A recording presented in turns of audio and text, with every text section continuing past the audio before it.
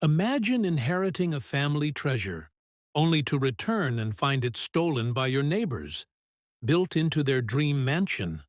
What happens when you hold the key to their lights going out forever? They built their dream mansion on my land while I was overseas, thinking I'd never find out.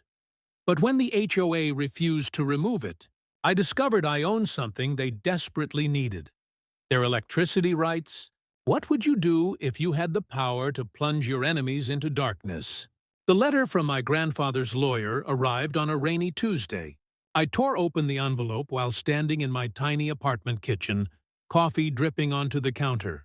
Inside was a deed to 10 acres of woodland I'd visited as a child, but hadn't seen in years. "Holy cow," I whispered, running my fingers over the official stamp. I own land. My boss wasn't happy when I requested time off, especially since I just accepted a 3-year contract for our company's overseas project in Japan. But I needed to see my inheritance before leaving. The drive to Pine Valley took 5 hours. I followed the GPS down winding roads until I reached a gravel path that disappeared into thick trees. A weathered sign read, "Private Property," in my grandfather's handwriting. Beyond it stretched acres of untouched forest, bordered on one side by what looked like an upscale neighborhood called Maple Ridge Heights. I hiked through the woods, remembering summers spent building forts and catching frogs. Near the border with the fancy houses, I found the survey markers my grandfather had pointed out years ago. Metal stakes hammered into the ground with bright orange caps, and an older man was trimming hedges in a yard that backed up to the woods. He waved, and I walked over. "Hi there," I said. "I just inherited this land from my grandfather." "You must be James Miller's grandson," he said, extending his hand. "I'm Doug Williams. Your grandfather was a good man. Refused to sell this place 100 times over. Sell to who?" Doug gestured toward the large houses. "Maple Ridge HOA been trying to expand for years. They want to build more mega homes and a golf course," I frowned. "Well, I don't plan to sell either." Doug looked relieved. "Good to hear. Watch yourself, though. The HOA board doesn't take no for an answer, especially not from Karen Thompson. She's been eyeing the part of your property that borders her backyard for years. Which house is hers?" He pointed to a white mansion with columns, the one with 3 luxury cars in the driveway. "She's the vice president of the HOA and thinks she owns the world." 2 days later, I flew to Japan, leaving my property in the hands of a local management company that promised to check on it quarterly. Between the intense work schedule and the time difference, months passed between my calls home. Before I knew it, 3 years had gone by. When I finally returned, jet-lagged and eager to see my woodland, I found my access path blocked by a chain with a "Construction Zone No Trespassing" sign. Confused, I parked and hiked in through another route, following the sound of machinery. What I saw stopped me cold. A massive house frame stood in a freshly cleared area on what I was certain was my land. Workers were installing windows, while landscapers shaped the barren dirt into what would become a backyard. A blonde woman in expensive sunglasses directed a truck where to dump decorative gravel. Something about her seemed familiar. "Though we'd never met, excuse me," I called out, approaching. "What's going on here?" She turned, looking annoyed at the interruption. "This is a private construction site on private property." "I agree. My property." The woman's perfectly shaped eyebrows rose above her sunglasses. "And you are?" "The owner of this land," I said, extending my hand. "And you must be Karen Thompson." Her smile vanished. "How do you know my name?" "Doug Williams mentioned you years ago. Said you'd been interested in expanding onto this property." She removed her sunglasses, revealing cold blue eyes. "This parcel was purchased legally from Maple Ridge Heights HOA 6 months ago. I have all the paperwork." "That's impossible. I never sold this land to anyone." Karen's laugh was like ice cracking. "The boundary lines were reassessed during your absence. This section was determined to be part of the Maple Ridge Heights common area. which was then sold to me for my dream home. She gestured to the half-built house. As you can see, we're well underway. My stomach twisted. This isn't right. These are my grandfather's woods. Not anymore. She turned away, then paused. If you have concerns, you can speak with our HOA president, Richard Hammond, but don't waste your time. We have excellent lawyers. I watched her walk away, typing furiously on her phone. Within minutes, a black SUV pulled up, and a man in an expensive suit stepped out. Karen pointed in my direction while talking rapidly. I retreated into the trees, my mind racing. Something very wrong had happened while I was away, and I needed to figure out exactly what. That night, I couldn't sleep. I dug through boxes until I found my grandfather's original property maps and the deed with the precise GPS coordinates of the boundaries. Dawn was breaking when I finally called a surveyor, willing to pay extra for an emergency assessment. 3 days later, my worst fears were confirmed. Someone had moved the boundary markers about 200 FT into my property. Karen's dream home stood entirely on land that legally belonged to me. As I stared at the surveyor's report, my phone rang. The caller ID showed Maple Ridge HOA. "Hello," I answered. "This is Richard Hammond, president of Maple Ridge Heights Homeowners Association." His voice oozed fake charm.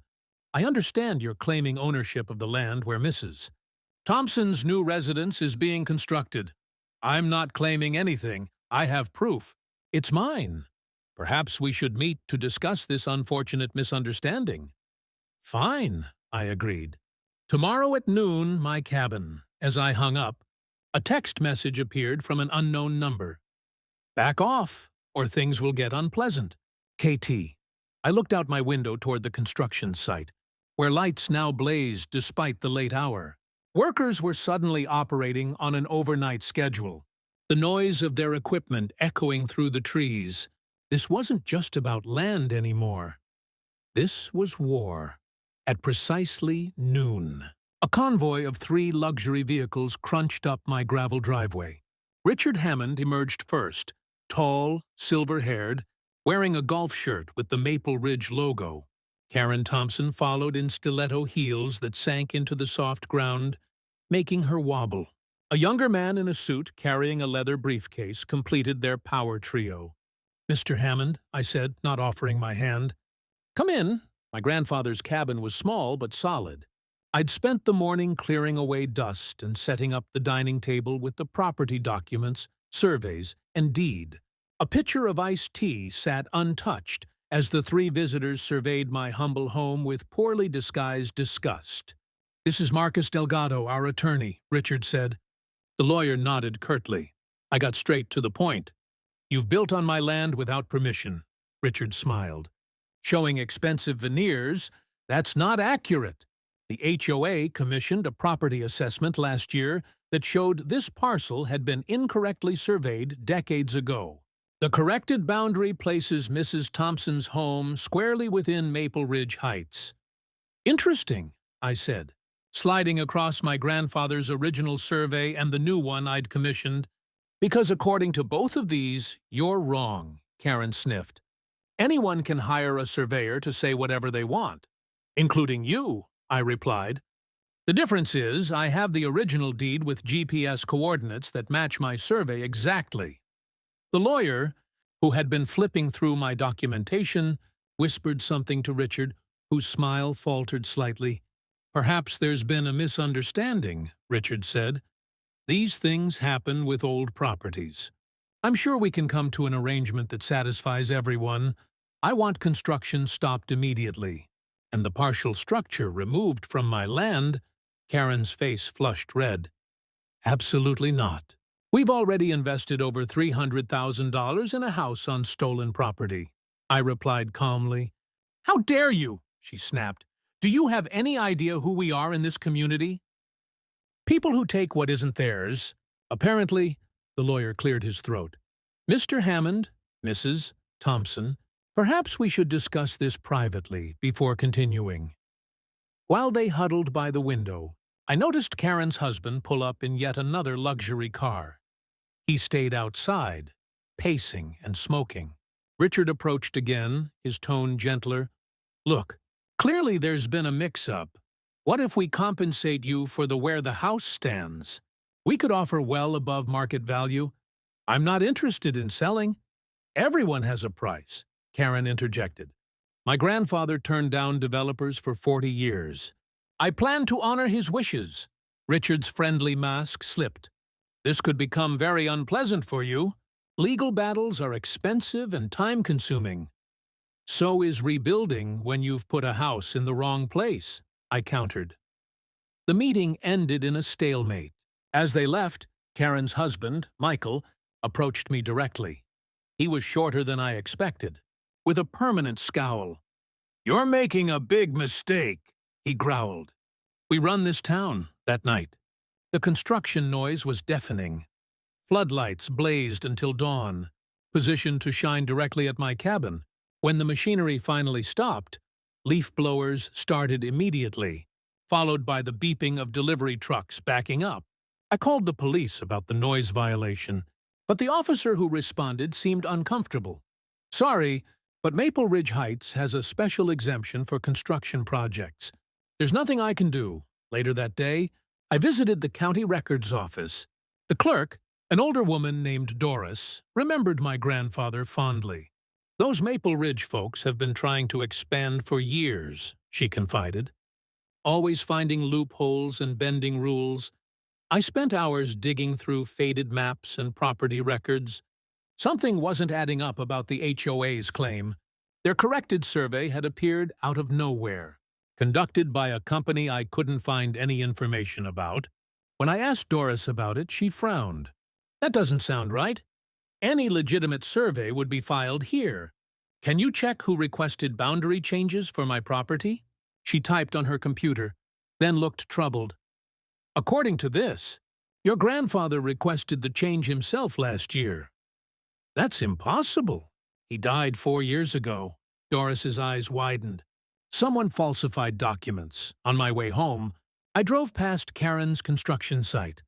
The workers had seemingly doubled in number. At this pace, the house would be finished within weeks. I needed leverage, and fast, back at the cabin. I found my tire had been slashed. A note under the windshield wiper read, "Accidents happen in the woods. Be careful." That night, I could barely sleep as cement trucks poured the foundation for Karen's pool at 2 a.m. When I finally dozed off, I was awakened by my phone ringing. "Hello," I mumbled. "It's Doug Williams from next door to your property. You need to come quick. They're cutting down the big oak grove." I threw on clothes and raced through the pre-dawn darkness. By the time I arrived, 3 ancient oaks lay on their sides, their massive trunks oozing sap from fresh cuts. "They showed up an hour ago," Doug said, pointing to a tree removal service. "Said they had permits to clear this section." I confronted the foreman, who showed me paperwork, signed by Richard Hammond, authorizing removal of hazardous trees on HOA property. "This isn't HOA property," I insisted. He shrugged. "Not my problem, buddy. I go where I'm told." I called my lawyer, who promised to file for an emergency injunction but warned it might take days to process. By then, the damage would be done, as I watched helplessly. Karen drove up in her convertible. She stepped out, surveying the fallen trees with satisfaction. "Such a shame about these old trees," she said, not bothering to hide her smile. "Safety hazard, you know. But don't worry. We're planting new saplings eventually." "You know this is wrong," I said quietly. "What I know," she replied, her voice hardening, "is that you're standing in the way of progress. This sad little patch of woods was never going to stay wild forever. Maple Ridge needs to grow.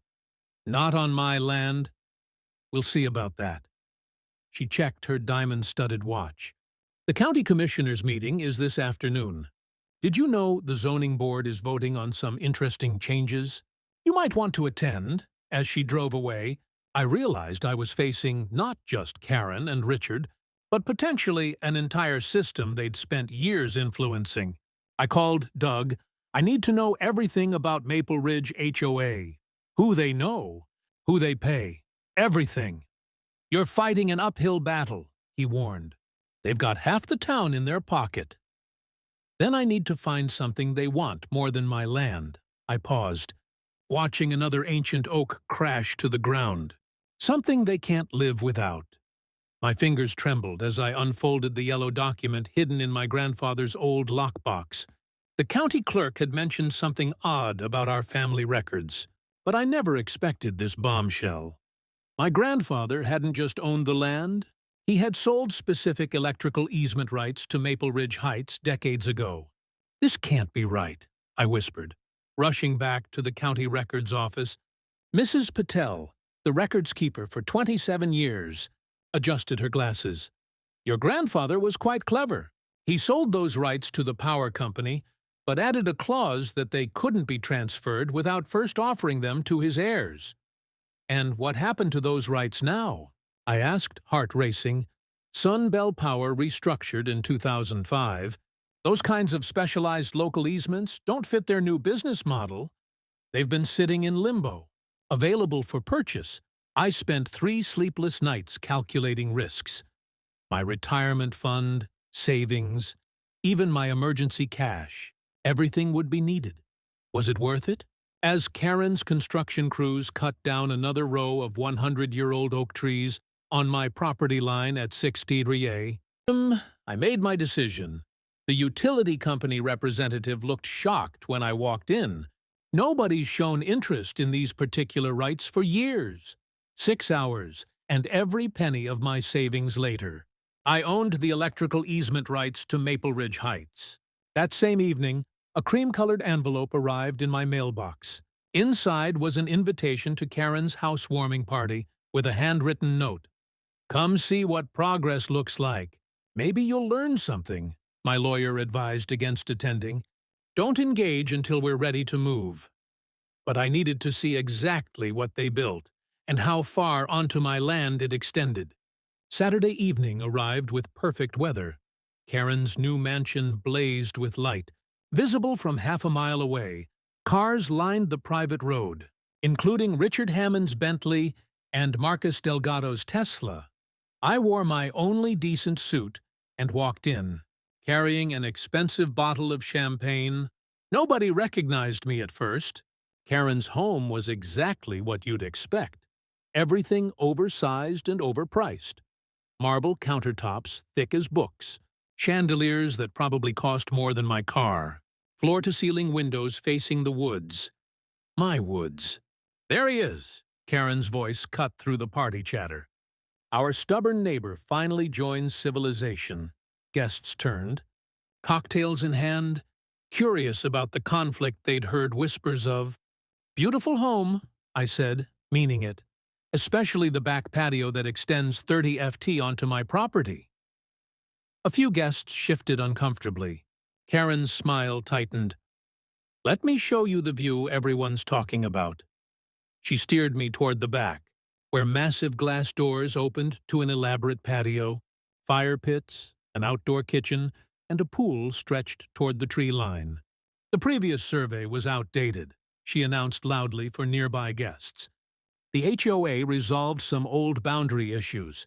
Progress requires flexibility," I nodded, saying nothing, which seemed to annoy her more than any argument would have. Richard Hammond approached with 2 glasses of champagne. "Glad you could make it. Perhaps this means we can put unpleasantness behind us.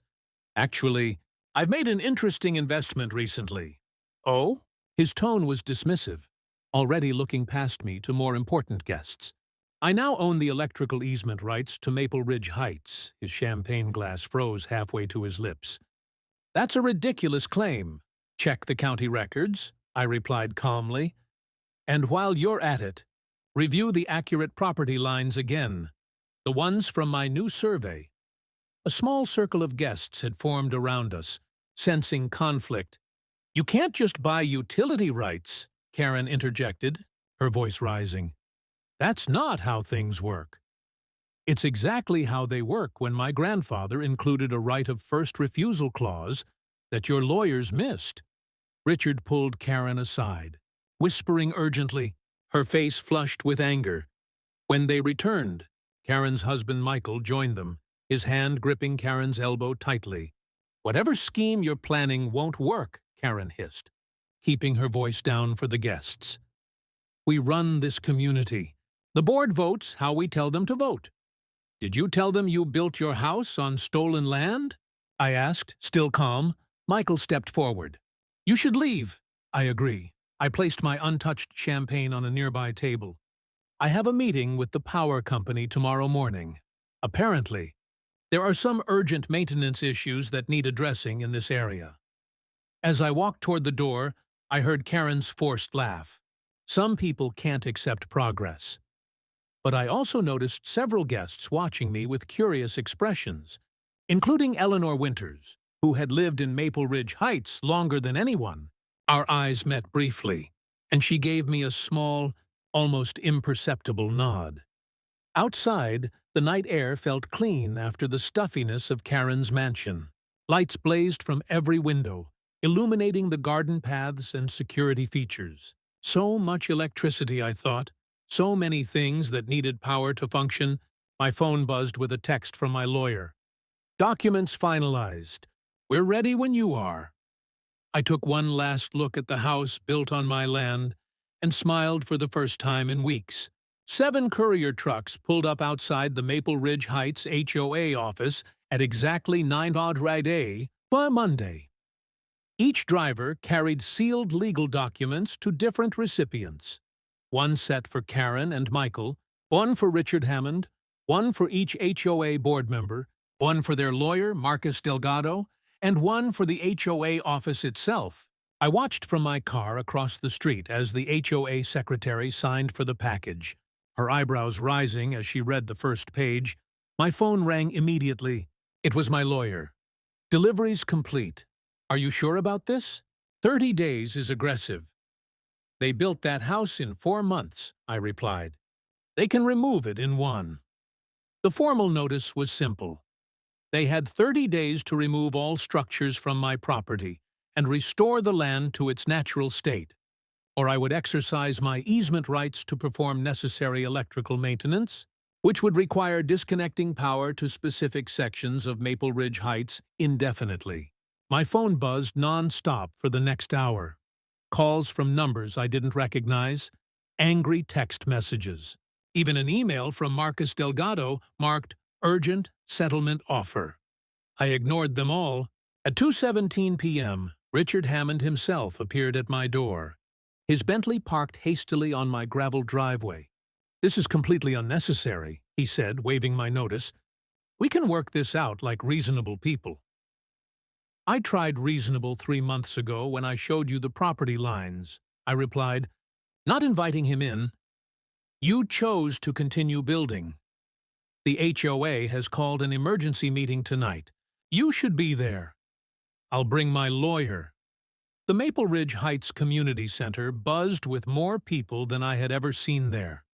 Word had spread beyond the board members, and dozens of homeowners filled the seats. Karen and Michael sat in front, whispering furiously with Marcus Delgado when Richard called the meeting to order. He tried to sound calm, but his voice shook slightly. "We're facing a challenging situation regarding property boundaries and utility access." Karen couldn't contain herself. She jumped up, pointing at me. "He's threatening to cut off our electricity. This is blackmail." My lawyer, Dana Mitchell, replied from beside me. "No, this is property law. My client owns both the land and the electrical easement rights. We're being generous with the 30-day timeline." Murmurs spread through the crowd. Most residents were hearing about this for the first time. An older man stood up. "What exactly is going on with our electricity?" Dana explained the situation while I watched the board members' faces. Richard looked calculating, Karen furious, and the others increasingly worried. Marcus Delgado tried to regain control. "This dispute involves only one property line. It shouldn't concern the rest of the community." "Except it does," I said, standing for the first time.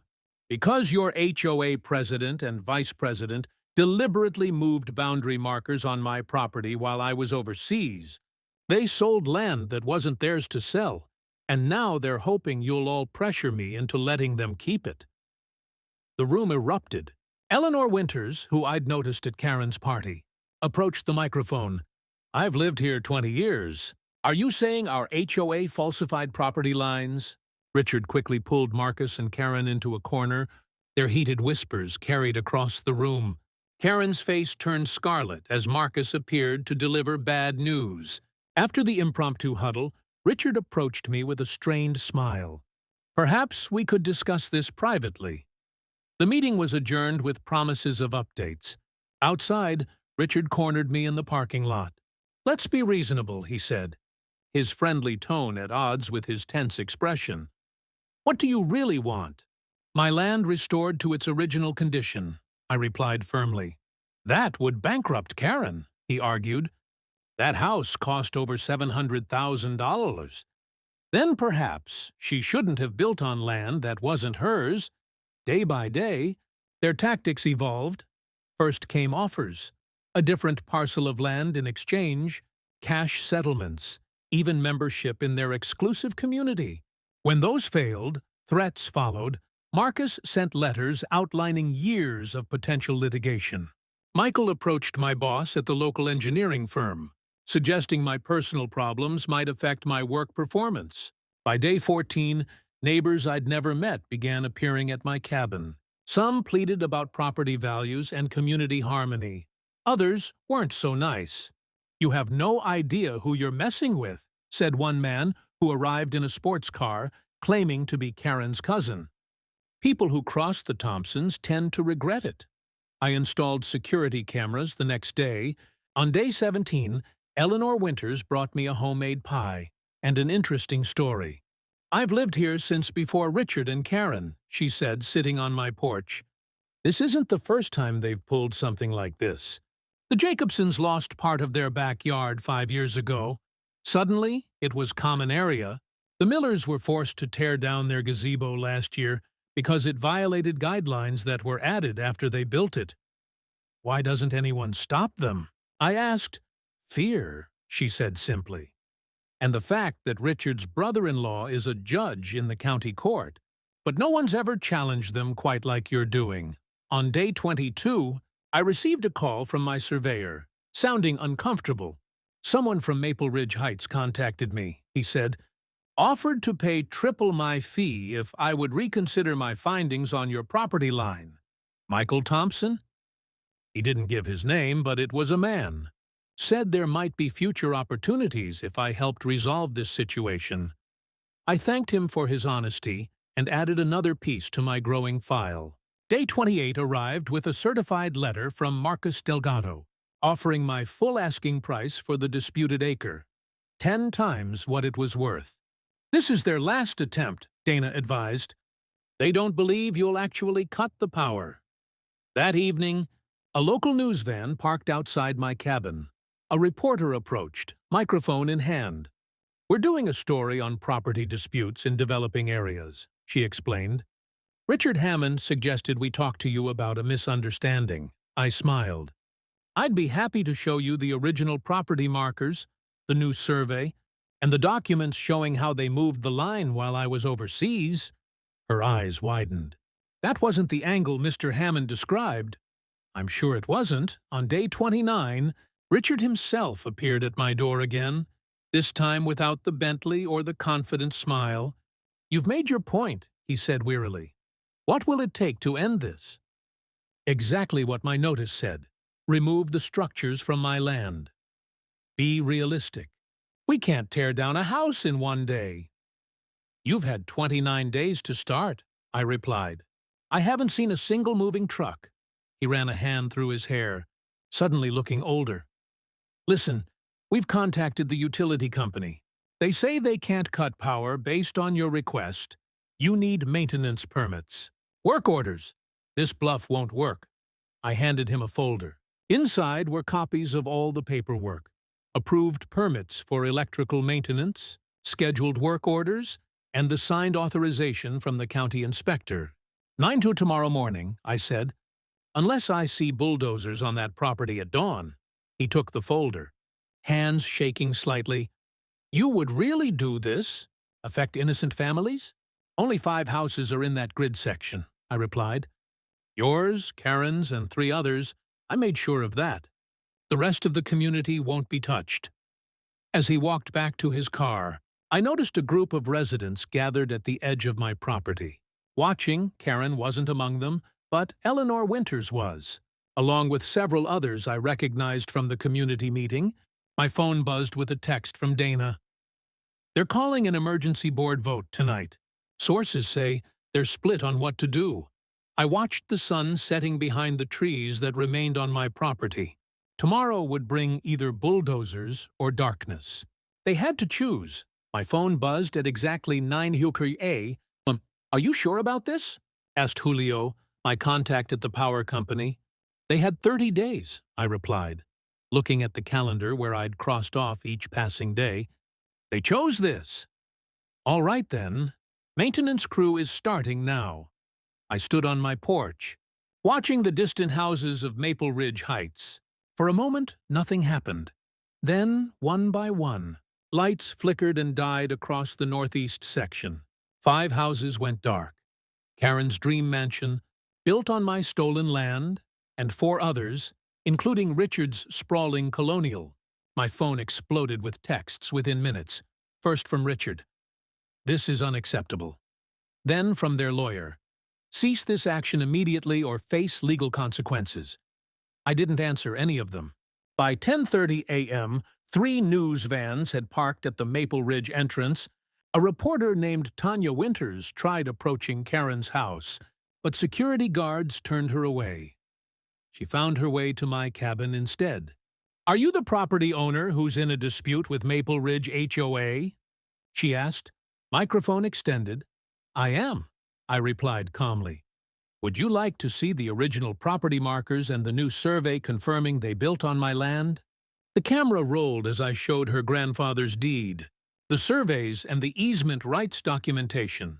I gave them 30 days to acknowledge their mistake and begin removing the structure. They ignored me. And now you've cut their power, she asked. Not exactly.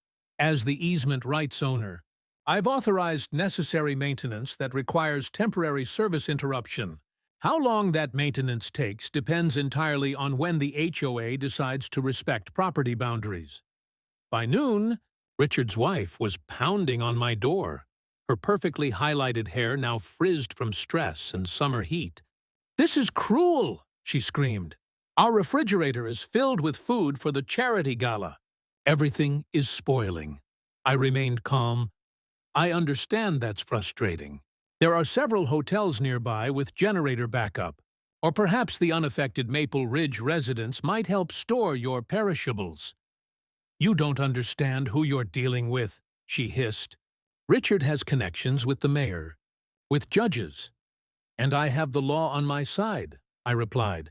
Plus easement rights and very clear property boundaries. She left, tires spitting gravel from my driveway.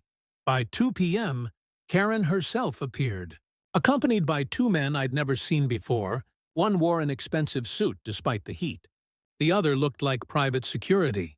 You need to turn our power back on right now, Karen demanded. Todd here is a city council member. He can make your life very difficult.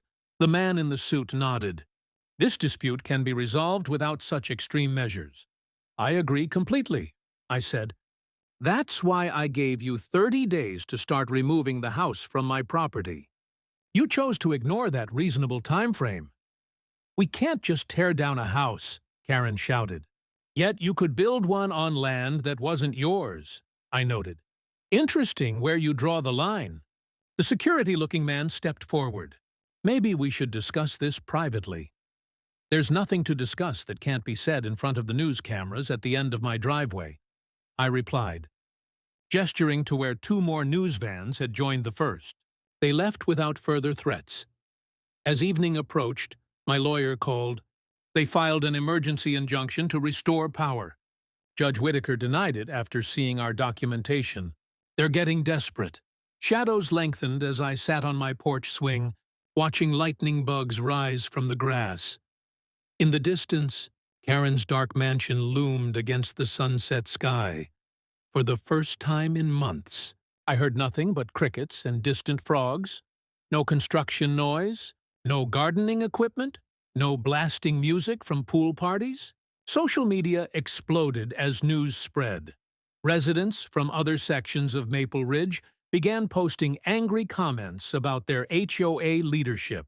Some even shared stories of other questionable actions by Richard and Karen over the years.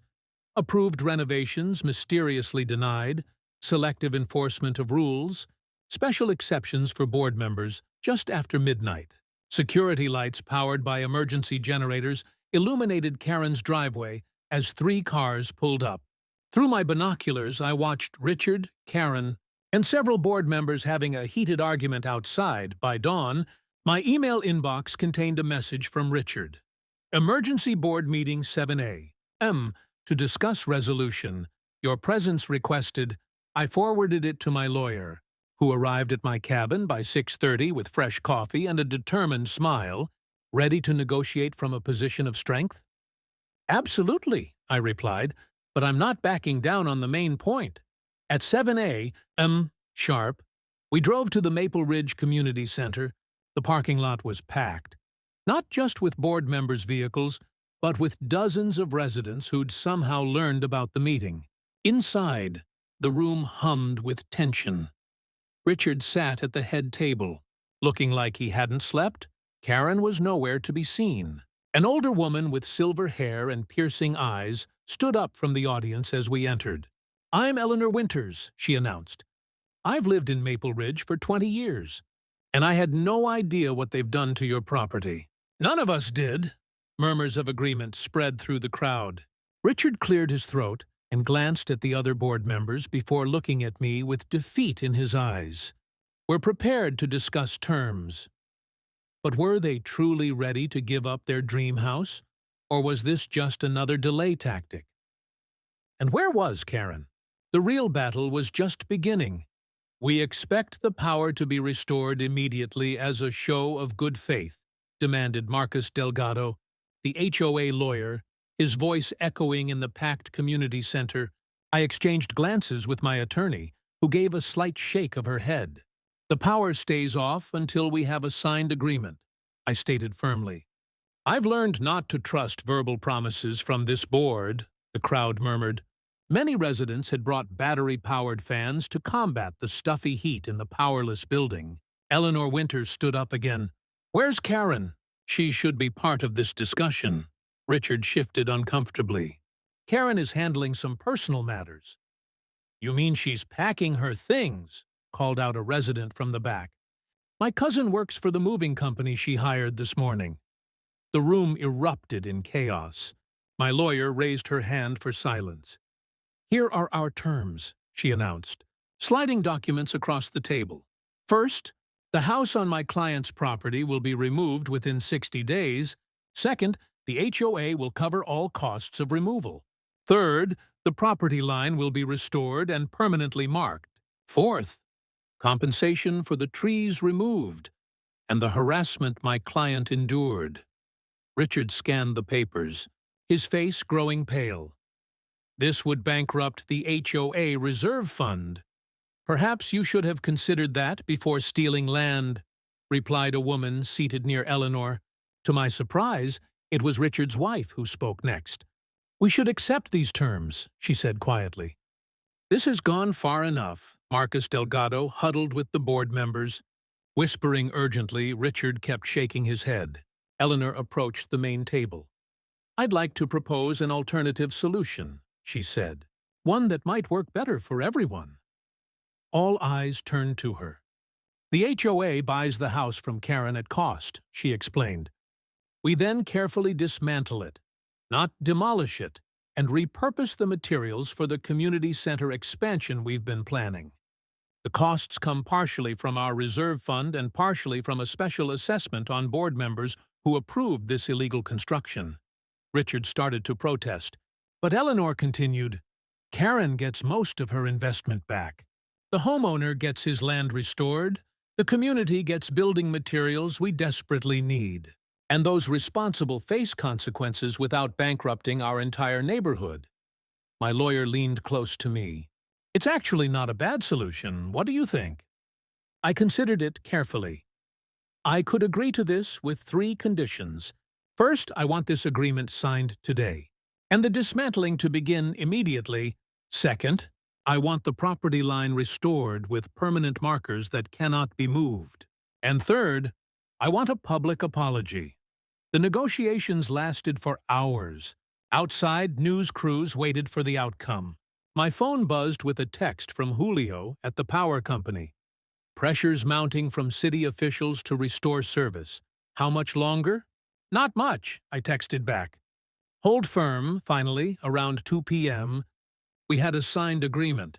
I called Julio immediately to restore power, which came back on with cheers from the crowd outside. The agreement included everything I'd asked for, plus something unexpected. Richard's resignation as HOA president. Effective immediately, Eleanor was nominated as interim president until proper elections could be held. I watched from my cabin over the next few days as work crews began the careful process of dismantling Karen's dream house. Rather than destroying it, they methodically labeled each piece. Cataloging materials for reuse, windows would go to the community center, kitchen cabinets to the pool house renovation, hardwood floors to repair the clubhouse. 1 week into the dismantling process, a sleek black car pulled up to my cabin. Karen stepped out alone, looking somehow smaller without her usual entourage. "May I come in?" she asked. When I hesitated, she added, "I'm not here to fight." We sat on my porch with untouched glasses of lemonade between us. "They're making my husband and me pay back the difference between what the HOA gave us for the house and what it actually cost to build," she said finally. "We have to sell our other properties to cover it." I didn't offer sympathy. "I wanted to know why," she continued. "You could have settled for money. Why insist on tearing down the house?" I considered my answer carefully. That land was my grandfather's. He taught me that we don't own the earth. We're just borrowing it for a while. When you cut down those 100-year-old trees to build your house, you didn't just take my property. You took something that wasn't yours to take from future generations. She stared at her untouched lemonade. The board told me the land had always been part of Maple Ridge. I never checked the records myself. Convenient ignorance is still a choice, I replied. Karen left soon after. I heard they moved to Arizona eventually. 3 months later, the last traces of the house were gone. The HOA hired a team of landscapers specializing in native restoration to replant trees where the foundation had been. Eleanor, now officially elected as HOA president, invited me to the planting ceremony. "We're establishing a conservation easement for this border area," she explained as we watched volunteers digging holes for saplings. "It can never be developed, even if property changes hands." I sold the electrical easement rights back to the community at cost, with one binding condition: a percentage of all future HOA fees would go toward local land conservation. Richard appeared at the ceremony briefly, looking humbled. He approached me while I was examining the new property markers. Solid granite posts sunk 5 FT into the ground. "I misjudged you," he admitted. "I thought you were just a troublemaker we could intimidate or outlast." "Most bullies make that mistake," I replied. The media attention eventually faded. My story became a case study in property law classes at the State University, twice a year. Students would visit to see the restored boundary and learn about easement rights. Years later, I built a small viewing platform in the trees overlooking where Karen's house had once stood. From there, I could see the young forest beginning to reclaim the space. Oak and maple saplings now reaching 10 FT tall, wildflowers carpeting the ground each spring. Sometimes I bring my nephew up there and tell him the story, not about winning or revenge, but about standing your ground when it matters. The best part, I tell him, watching birds flit between the growing trees, isn't that I got my land back. It's that something better took its place. My grandfather would have understood perfectly. The land remembers what we do to it, both the harm and the healing.